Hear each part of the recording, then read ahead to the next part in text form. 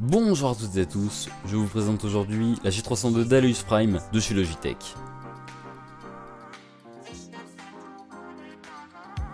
Pour ce qui est du dos de l'emballage, Logitech nous indique que des témoignages de gamers professionnels qui ont utilisé cette souris et quelques informations plus détaillées sur la souris en elle-même, comme la présence d'un capteur Delta 0, de 6 boutons et des boutons adaptés pour les MOBA. Pour ce qui est de l'unboxing en lui-même, on est vraiment face à un produit assez bas de gamme par rapport aux autres souris. On voit vraiment que Logitech a essayé de faire des économies. On n'a par exemple pas de CD de driver, simplement un guide d'utilisation rapide de la souris, et la souris est vraiment mise vraiment très simplement dans la boîte, enroulée autour d'un carton bleu. Donc on est vraiment devant un packaging très simple, même trop simple et pas assez complet à mon avis. Pour ce qui est du premier contact avec cette souris, on est vraiment très impressionné par la qualité de finition de cette souris. On est vraiment devant une souris très bien réalisée de la part de chez Logitech, avec vraiment un très beau design, très typé gamer, avec par exemple sur la face gauche deux boutons programmables très bien placés pour vos longues sessions de jeu. Sur la face droite, uniquement le rétroéclairage en mèche qui s'éclairera bleu quand la souris sera branchée.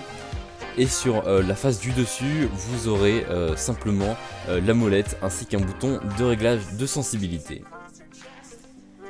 Pour ce qui est de la face arrière, on a simplement le logo Logitech G qui s'éclairera pendant que la souris sera branchée et pendant vos longues sessions de jeu. Pour ce qui est du capteur, on est vraiment dans un capteur, j'étais vraiment très satisfait de ce capteur, il marche vraiment très bien, il capte vraiment très bien les mouvements. Donc c'est un capteur de 4000 dpi au laser, donc optique pardon, qui ne fera pas de lumière, donc c'est assez agréable si vous n'aimez pas trop la lumière que font les capteurs. J'ai vu comparer cette souris à ma Gigabyte Force M7 qui n'a bien évidemment rien à voir. On voit vraiment que cette souris est plus petite, donc elle tiendra mieux en main. Le rétroéclairage aussi est vraiment plus performant et on a vraiment une meilleure souris avec une meilleure prise en main. Je vais vous parler du rétroéclairage, je vais maintenant vous l'illustrer.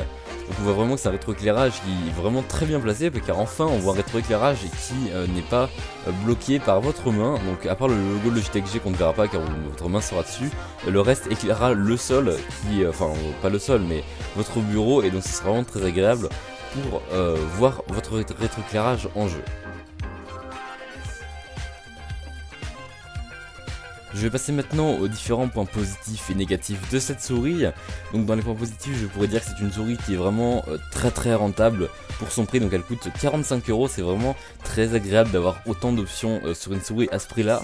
On a aussi une ergonomie qui est vraiment digne des plus grandes souris chez Logitech. Un rétroéclairage qui pour une fois est bien placé.